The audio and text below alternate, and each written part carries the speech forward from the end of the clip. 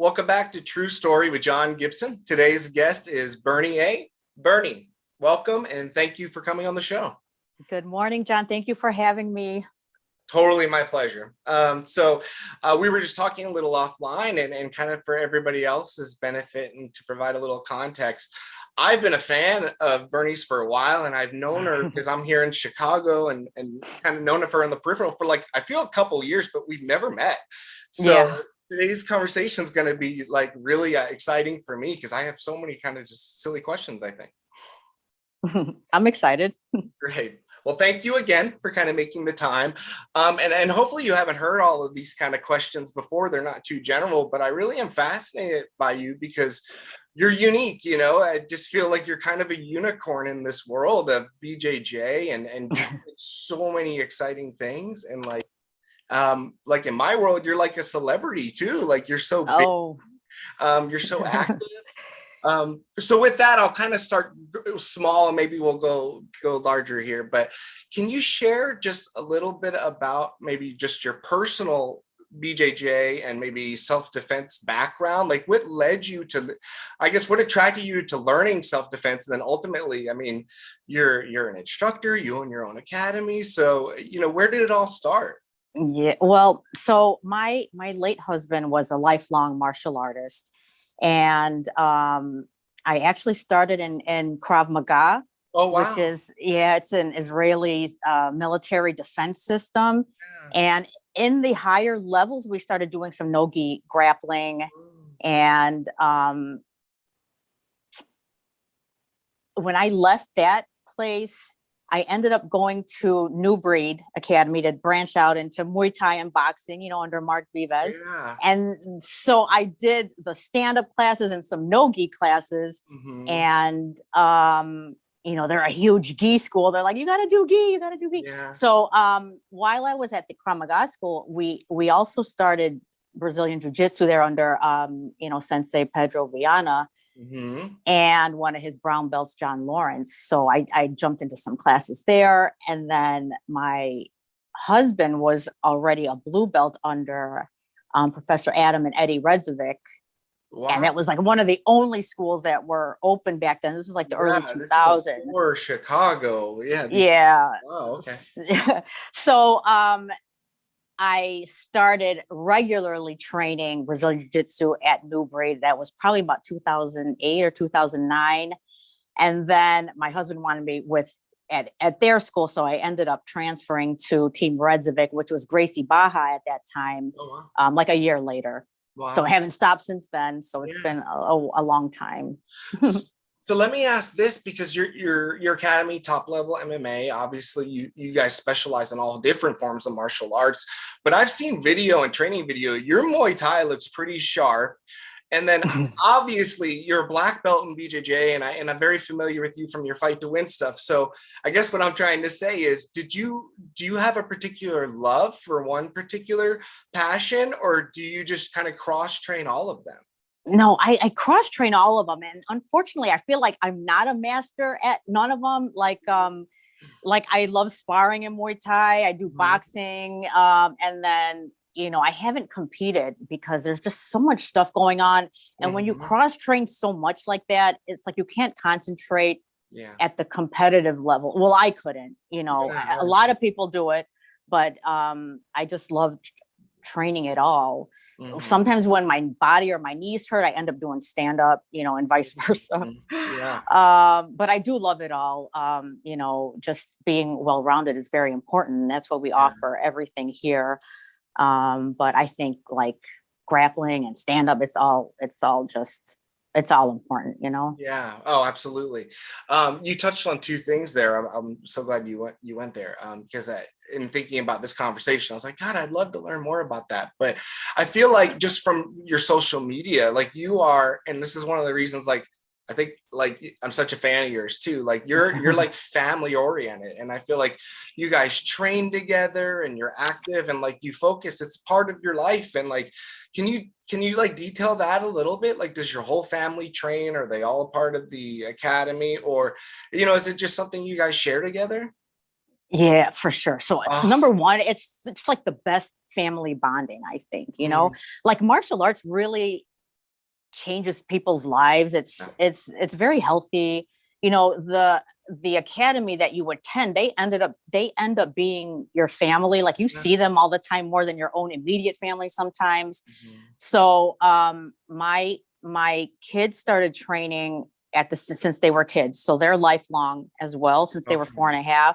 Wow. So Leon is actually our head coach here now at Top Level. He's 23 now. Wow. And we got our black belt together, actually. Wow, so cool. Wow. And Marcus teaches the kids program, Leon and Marcus, and then my daughter Amor just came back to training.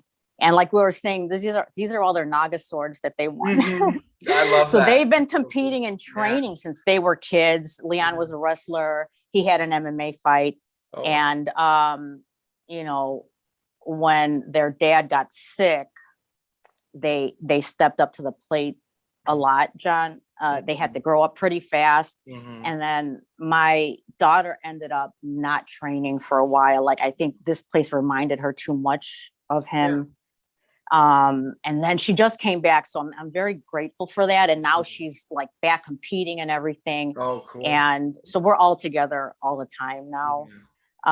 Which is great. You know, it's just, it's a different kind of bonding when you train with your kids, you know, like you can beat them up without DCFS being called. That's right. You know, just stuff like that. Yeah. And I had them young, so I grew up with them. You know, that was the good thing about having them young.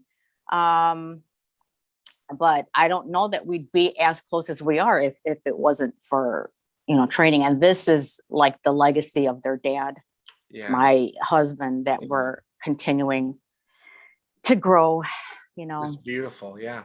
Thanks, John. Is the academy, is it Niles, Illinois? Yeah, it's in Niles. Okay. Yes. I haven't visited, but I'm coming now. When is your next my gosh, open mat? Gotta come. I'm coming. I'm gonna absolutely. I'll give you the schedule, John. We don't have an open mat right now we have like sparring open mat for Muay Thai on Saturdays, but you can jump into class and, you know, we always roll after for a little bit. Yeah. I can't wait to come. I love it. I'll be there for sure. Oh my gosh. Soon. Yes. We'd love for you to come. Yeah, I can't wait. Honestly, I wanted to also pick your brain because it's just so exciting. This, again, the world of I'll just say BJJ is kind of small and everything, but even more so, I feel like in that there's not a lot of women black belts that are active and out there, and so I feel like those that are active really do support each other, and it's to me, again, I think it's great and it's really healthy to see that and stuff, and I feel like you're a big contributor to that, and I mean on a large scale, like with your commentating and all these big things, even as a referee at Fight to Wins and stuff. So how did you get involved in that, and like, do you feel like you're a part of that kind of that group? Does that make sense? Yeah, that all pretty much started happening this year. I just got my black belt. It's been about a year now. I don't even remember. Like the whole quarantine time, I'm like lost. I don't even remember anymore. I understand. But like when I first started training, John, there was like 2 women in a class of 50. You know what I mean? Right. And like when you keep going and I'm 120 pounds, like 5'2". When you keep training, it's just like I feel like I can do anything, you know? Yeah. And back then they didn't have beginner classes. You just get thrown in and you get your ass kicked for the next hour, you know? And it really just empowers you to do, you know, you feel like you can do anything, to be honest. So as far as commentating, I've never done it before, but I'm such a huge fan of local MMA fighters, you know, the dedication. I run a school. So Brian had asked me if I was interested in commentating for, you know, when they reopened after the quarantine.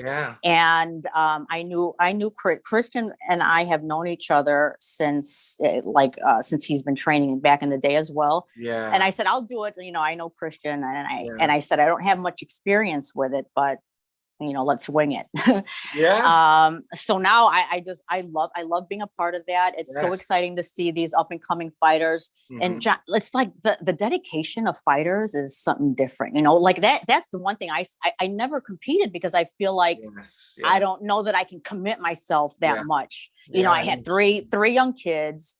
I was working full time as a psychiatric nurse care manager. It was just too much, you know, like I wanted the training to be fun and not stressful. Yeah. But now I see, like, especially women fighters who I promote so much. Mm-hmm. Some of them have children and they're doing everything I did and competing. So that for me was just an excuse, you know?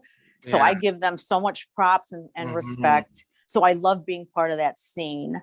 Yeah. And then I recently refed for Fight to Win. That was awesome. I was there. You did a great job. That was so cool. Fun. Yeah. So that's the other thing is, like, Seth had asked me if I was available to ref. And I'm like, I haven't refed before. I can commentate. And then I knew Danny and Christian were coming in. So I said, you know what? It's sub only. I'll do it, you know? And a lot of that stuff, John, is like going through hardships in life. Yeah. It's like, you just want to do things. Like back in the day, I would have been like, no, I'm really not experienced. I'll wait a little bit. I'll skip on it. But now I'm like, yeah, let's do it. You know? Yeah. I recently taught at a camp in Wisconsin at Open Guard. And that was amazing as well. And just, you know, being in the scene is just like very rewarding for me, you know, and I hope I can like motivate other women to keep training and just other people in general, older people, you know. It's not easy on the body, you know. Jiu-jitsu, you should know. Like you have a I'm 6 weeks out of surgery. I ruptured my bicep, so they had to reattach it, and so the idea of being armbarred right now is scary. But I'll be back. I'll be back. You know. Yeah. Was that a lifting injury or was it? Was just years of life. You know. I mean, it was kind of a thing, but all of my injuries have been mostly cumulative because I've trained and forever, but you know, and that's the cool thing about our sport too, is, you know, it is tough on the body, but it also, you could be fluid too. And if you have the right training partners, you know, you guys can also take care of each other. I think to go back to your point really quick though, and hopefully to pay you a quick compliment, you're doing it. I think you're inspiring a ton of people. I really do. You're inspiring me on the definitely, I'm one of them. So for sure, but I know I can't be alone in that. There's no way. And I mean, I think it's so beautiful that you incorporate your family in this. And you really said something that kind of touched my heart. I think I'll think about it the rest of the day. I think it's important to maybe just take opportunities, you know? Oh my God. Yeah. That's the one thing for sure. Like it's, tomorrow's not guaranteed, John. Like I don't know if you know, I recently, so my husband passed away from a rare cancer in 2018. And before that he was healthy. Like he doesn't smoke or, you know, drink like occasionally. And he was a lifelong martial artist. And he had this rare cancer called adenoid cystic carcinoma, which started in like the lacrimal gland. And like chemo doesn't work for it. So, you know, that was right when we opened the school in 2012. He was diagnosed with it. And you know, when I Googled it, it's like the life expectancy after diagnosis is like 5 to 15 years. And I was like, oh, like I didn't want to tell him that. You know, it was so hard trying to be strong, of course, in front of the kids, in front of him. Like I did that for so long, you know, and then so I'd be strong all day. And you had a business to manage, a new business, and 3 kids, and a full-time job as a nurse, which is a caregiver too. So you have to like. It was so much. So, you know, I had to be positive at the school, and then I'd go in my room and start bawling my eyes out just to release all that. You know what I mean? Of course. And then, so that was in 2018. That was the worst experience of my life, having your best friend like dying in front of you, you know, John. And so 2 years after he died, I found like a small lump in my boob. It was like tiny, you know, and they're like, oh, we should just check it out. And it came back positive for, I know, invasive ductal carcinoma, which they said is the best breast cancer to have, you know, treatable and stuff like that. And I was like, just take it out. So I had a double mastectomy in July of 2021, like recently. Oh my gosh. I know. And burning. Wow. So you're a trooper. All this through quarantine also. Yeah. Wow. Well, July. No, it was this year, July 2021. Oh, and wow, really? Yeah. And then 3 days later, I was back in the gym. And if I could have rolled, I would have rolled. You know what I mean? Because I understand that. I understand psychologically how you. I get it. I get that. You really go crazy when you can't train, because it's like the super #1 stress reliever when it's such a big part of your life. Yeah. So I was back in the gym. I had my drains in and stuff like that. You're a soldier. Oh my God. Yeah. So I started like sparring again after 2 weeks, which I don't know if I should have, but it helped me mentally. Sure. And now I'm back rolling. Yeah. But you know, the medicine I take, which is a maintenance med, makes me so damn tired, John. So that's the other thing, is like, I got to push myself every day to get up and train, because you know, 100%, you always feel better after training, no matter how tired you are. Right. And that's what I try to tell people: just come, you know, make yourself come, and you'll never regret it.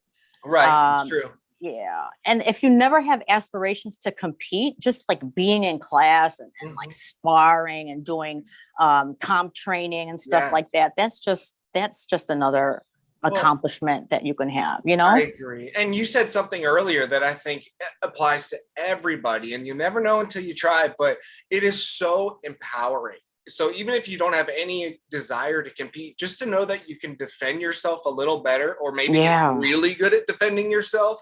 Yeah. You will walk with your chin up higher and your shoulders back more, just because your self-confidence comes from inside and it exudes out. And I really believe that you learn those sort of things by going through the fire. And like you were just thrown in with everybody, all sizes. Yeah. But it empowered you. And they probably made a little beast, like they woke a monster, you know? For sure. I used to make the sign of the cross. I'm like, please, no, nobody kill me today. I'm not even kidding. Like I'd be so anxious getting into class, but man, I kept coming, and then you end up loving it. The more you learn, the more you love it. Yeah. And you know, as far as training partners, like I went back rolling after 3 weeks post mastectomy. I'm supposed to wait like 6 to 8 weeks. Yeah, but you know how it is. Jiu-jitsu people know how it is. They take 2 days off after having a pretty bad injury. Yeah. But anyway, you know, you trust your training partners. And it just makes you feel better, you know. So what are you doing right now other than like the maintenance medicine? Like, are you feeling okay other than just lethargic and tired? Like, I mean, are there things with your diet you can do, or yeah, you know, I always ate pretty healthy anyway. So sometimes I just feel like, unless you're eating like grass and like totally green stuff, it's like, I don't want to kill myself not enjoying certain food anymore, you know, because I just feel like this day and age, it's everywhere. You know, when I was in nursing school, they said 1 in 10 people would have cancer. And back then, when I was like 19, 20, I was like, no way, that's crazy. That's like 1 in like, and sure enough, it's like 1 in 8 these days. Yeah. You know what I mean, John? It's like totally true what they predicted back then, 20 something years ago. And like the women at the breast center said, like, women in their 20s were getting this breast cancer, like they haven't even had kids yet. And just like, it's so just sad. Everywhere. Yeah. And like at first I'm like, why me? And then I'm like, I'm so thankful, because I didn't have to go through chemo. Yeah. Or radiation. You know, I had a major surgery. Yeah. But like, I see women, you know, after I had made that post about, you know, I had made a post for women to, you know, make sure you do self breast exams. Just so you can catch things early. And so many women had reached out and said they just went through that. You know, they didn't share it because it was just, they're more private. Sure. But you know, they're going through chemo, and, you know, they lose their hair and stuff like that. And that it's a vain thing. Yeah. But I'm still so grateful that I didn't have to get sick and go through chemo. But, you know, things like that, those hardships had made me stronger than I am, you know, 20 years ago. Of course. And I appreciate all the hardships, and, you know, I'm learning from it, and it's making me grow more than I think I would if I didn't go through any of this. No, it's true. I mean, yeah, exactly. The most, I think, complex people I know, and by like in a good way, you know, Yeah, or that way because they've been through some shit, you know, like yeah, for they've sure. just they've seen the real world, you know, Yeah, and the people that can do that and be like you and come out of it and still be kind and giving, like you made a post to help other people, to be yeah, thoughtful, and like a lot of people could just be bitter and live in, and I'm glad you said this too, because it was very honest of you. I love, man, I love your perspective. You know, you said for a minute there, like you dwelled on why me, and then you moved yeah, on and you got grateful. It could be so much worse, and you found a better perspective. And a lot of people get stuck in that first part, just why me, you know? yeah. I And know. It's like so out of all my friends, John, like all of them smoked and drank more than I did. that And I'm sucks. like, I'm the one that ended up with breast cancer. It's like the Yeah, weirdest thing. But then I'm like, I feel like it's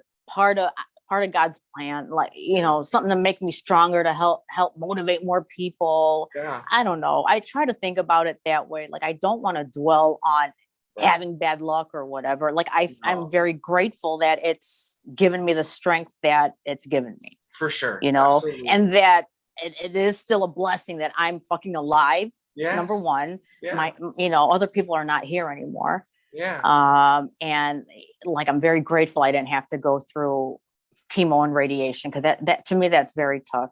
You know, that stuff is so hard.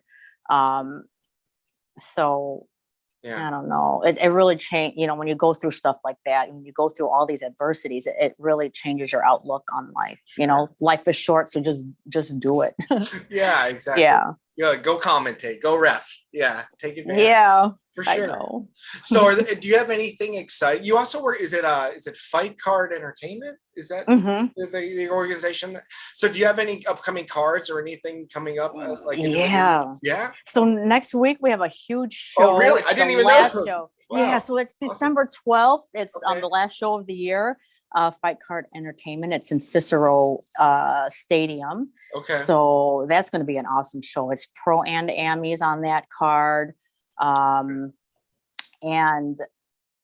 then their next show's in February. Oh, fun. So that's pretty much it. You know, some of my guys might fight in that February card. December, we were not ready for. A lot of them had like family parties and holidays that they weren't committed to cutting and training all the time, which is fine. You know, I don't force anybody to fight unless they're ready mentally and physically. Mm-hmm. And you know, what happens a lot on the cards as well is that people drop out. Like, you know, they start out with 30, 40 fights, and sometimes they end up with 10 to 20. Yeah. Because number one, people get injured. Number two, life happens. You know, you really have to be dedicated. But that's also another fascinating thing too. You're not just like the owner of an academy or somebody that teaches a class. Like, you're a coach. Yeah. So to coach fighters, what is, look, fighters are really people. Like, I love you said it a little earlier too, man. I've never fought. I wrestled at a high level. I competed in BJJ. I've done submission only, which is kind of close, but it's not really. I've never fought. That's awesome, John. Yeah, I haven't either, but I've trained for so long, and like I said, I run comp class, I train comp class, and I cross train at a lot of schools. I visit a lot of schools because I think learning from so many different people is the best way, because one person has a different style. The way Leon teaches, the way Leon passes the guard is different from how I pass the guard. He's 190 pounds. I'm 120 pounds. You know, so I like to learn from a lot of different people, like Team Current I've trained with, like Jeff, Joey, Deal. Like they're smaller guys. I love training with them. I've trained with guys at Chicago Fight Team. They're huge guys over there. But it's just great, like learning from a lot of different people. And I'm still in touch with my first coach, you know, Master George, who they own Alpha Krav Maga in Norfolk. We're still very close. You know, they were with me when Amor was in my stomach still, you know. So I gave birth to her, and 6 weeks later I did the Krav Maga test level 5, which was like 6 hours. I was still fat as hell from the baby weight. I didn't want to. Gosh. Oh my God, the Krav Maga testing, John. It's like that makes you strong as hell. I think that's why that see, going through stuff like that is like, sparring for an hour is nothing when you go through a 6-hour Krav Maga test. Yeah. But like, I'm still very close to my first coach. Like, they're like family to me, him and his wife, Diana, who's one of my training partners as well. Did your girlfriends think you were like insane? Like when you were like 22 doing Krav Maga? They're like, wait, what? You know what's funny is my girlfriends would probably get into a fight more than I would. It's like when you train, you end up not being confrontational out in public. You know, like they know I could beat people's ass, but I'd probably be the first one to diffuse a fight outside. Sure. Yeah. Those girls would probably be throwing bottles. Yeah. Yeah, you know what I mean, John? Yeah. But yeah, it's like when you train, you don't want to get into it. No, unless somebody disrespects my family or my loved ones. I would not want to get into a fight outside. Even though I'm in a bad mood and want to punch somebody in the face. You know? That's what, I know. I understand. Sometimes I've been like, I got to get to training. I just feel it. I feel it. I'm chippy for today. Sure. Yeah. Yeah. I understand that. It's so funny. I completely relate to that. And I feel like you get a lot of that out of your system when you have that. First of all, you have nothing to prove, but two, we also understand the consequences fighting. When people that don't understand what it means to be in a fight, they think like they're going to just knock someone out with a punch because they saw it on TV. It's like, that is. Oh my God. I know. That's the other thing, John. Like some people walk into school and they're like, oh, I want to fight in the cage. And they haven't trained like one day in their life, but they watch a lot of UFC. And I'm like, okay, it'll be at least a year, like I went in all the classes and they're like, oh, it's just, that's why I tell you, like, I don't know if people realize how much training you need to be, first of all, there's a lot of head trauma that you're going to attain if you don't know how to do some techniques and stuff like that. But like a lot of people just want to jump in and fight because they have that, that spirit and drive, which I appreciate, but you got to know how to fucking fight first before I let you in a cage. Of course. Yeah. You have to learn how to really defend yourself. Yeah. Of course. Yeah. It's so funny that again, people are wild. They have no idea. Sometimes I know. I love those videos, but I don't want to see in real life. Yeah. It's crazy. Do you have any bucket list things left? I mean, do you feel like anything down the road you would love to do? Oh God. I wanted to compete in the TBA, the Thai Boxing Association. Now that my kids are older and I'm not full-time at the hospital anymore, but you know what happened. And then I had the surgery. So I don't know. Right now, I'm just happy. Whatever opportunity comes, I'm taking it. I don't know that I could compete in IBJ, like Worlds or whatever, because my knees pop in and out, John. And it's like, until I get a knee replacement, which they say they said from all the years of wear and tear, my knees are like 75-year-old women's. Yeah. So it pops in and out. And, I'm just happy to train at this point. So I understand. Like, I do regret not competing as much. But at this point, I'm like, as long as I'm training, I'm happy, and I'm trying to encourage some of my guys if they want to, if I feel like they're ready to compete, I'll encourage them. But if they don't want to, that's completely fine. You know what I mean? Yeah. Do you feel like your kids want to see mama compete or what? Yeah, they're I don't know. I think they want me in the mom role. I don't know that they even see me in that role. I don't know. It's weird. Yeah. I just feel like in light of the year you had with your health and all, I'm also way overprotective of the ones I love, but I would just be like, maybe just sit on a shelf next to me. Yeah, I know. I get it. Yeah. You're like a really, you're like a go-getter. I don't even know a better expert. You have a lot of energy and stuff, huh? Yeah, like I it's important for me to keep busy. I think if I'm not doing anything, I'd go crazy. And if I didn't have martial arts in my life, I'd probably be dead, John, to be honest. Wow.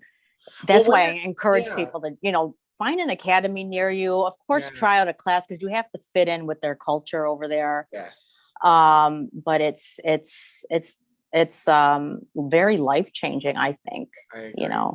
It completely changed mine, and I grew up wrestling, so I thought I understood what it meant to compete, how to go and compete and to perform. But it was a different mentality. The culture in wrestling, to me at least, it was macho. It was always the tough guy, the harder working.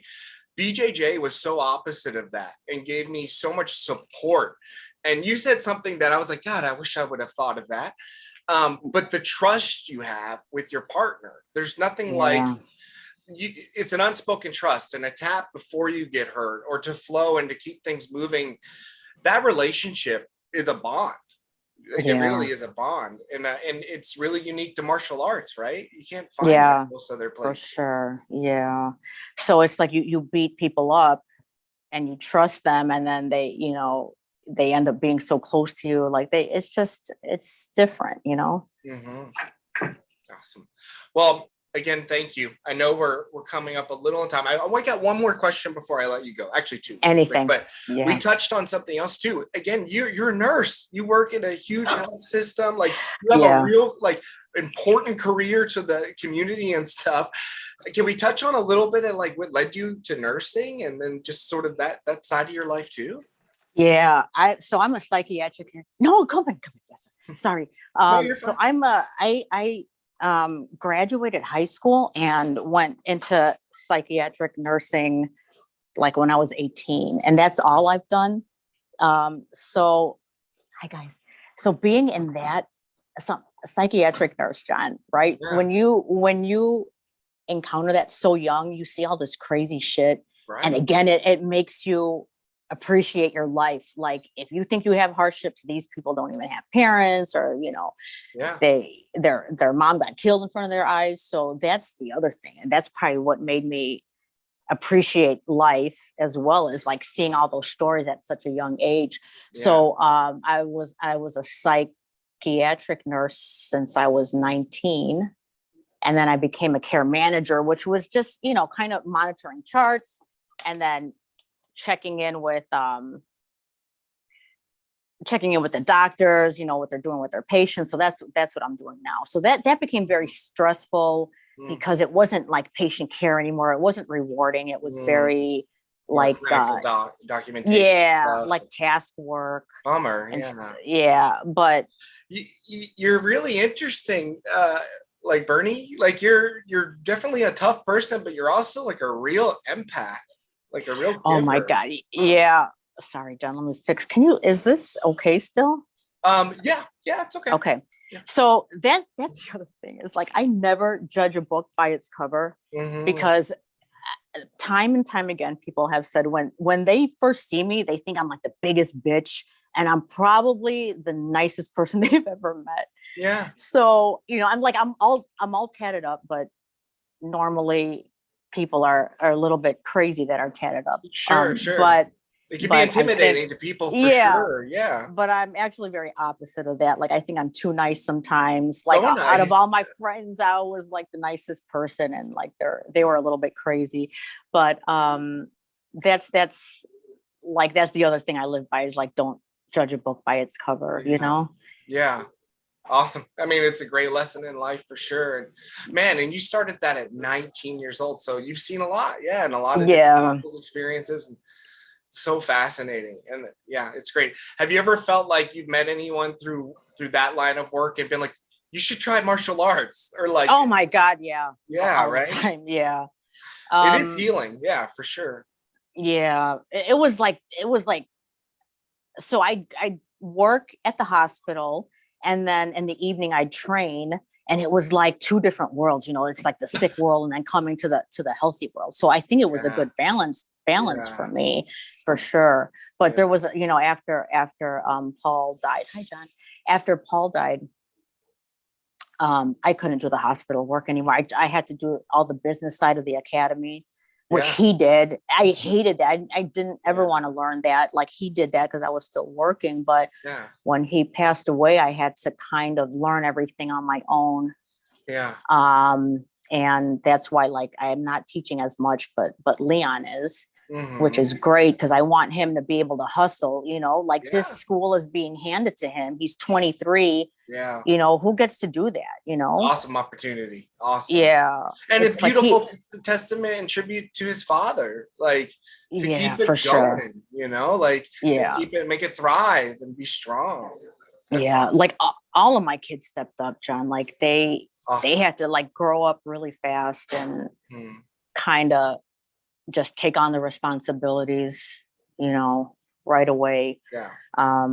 Which I appreciate, but you know, I hopefully it made them stronger people as well. And I'm trying to instill in them to hustle for this so you can do what you love instead of working at a stressful place, you know, because again, life is short. Like I want you to enjoy what you're doing. Yes. And not, you know, so many people complain about their jobs and there's nothing they can do about it because they have bills to pay. They have families to raise, Right. you know, Right. But that's what I'm trying to instill in them now. So I know that they're okay and they're doing what they're loving and that they're happy, you know? Yeah. Yeah. It's awesome. It's beautiful. Yeah. It's great. You're crushing it. You're doing good. You really Thanks, are. John. Thank you so much. Kind of the last question for you. Where's the best place that people can find you if they wanted to learn more about the academy or take any privates or commentating opportunities? Oh yeah. So I have Instagram. Okay. My personal Instagram is lemarksmimi, which is my kids, you know, initials kind of. So cool. And then we have a Top Level MMA page on Instagram and Facebook. And I'm on Facebook as well. Perfect. You can just contact me for any questions, any comments, any advice. I'm there for anyone. Awesome. For sure. And I'll include all the links and all this on the show and everything in the body of the text. Bernie, thank you so much. I mean, this was so great. And this was like better than I expected. You're like really fascinating. Thanks, John. You have like such a good positive energy about you. So I appreciate this so much. Thanks. And I am a fan of your work. I just started I didn't know how much stuff you were doing as well. You know, like I had on the periphery, like you said. Sure. Do you train at Aaron's school at Pick-a-Pro or? So mostly, no, Valko is kind of my home. At Valko. Valkobjj. Okay. But I tried it. Like I love Aaron. Like I'm just a big supporter of Aaron. I'm a big supporter of like Taylor Biaggi. Yes. So I try to visit all the schools. So I can't wait to come to yours too. Oh God, yeah. You're welcome here anytime. My door's always open for you for sure. Yeah, thank you. I'll bring some rain energy drinks. I'll come. For sure. Awesome. Yeah. Again, thank you so much, Bernie. This was completely my pleasure. Again, this is a true story, John Gibson. Thank you again. Thank you, guys.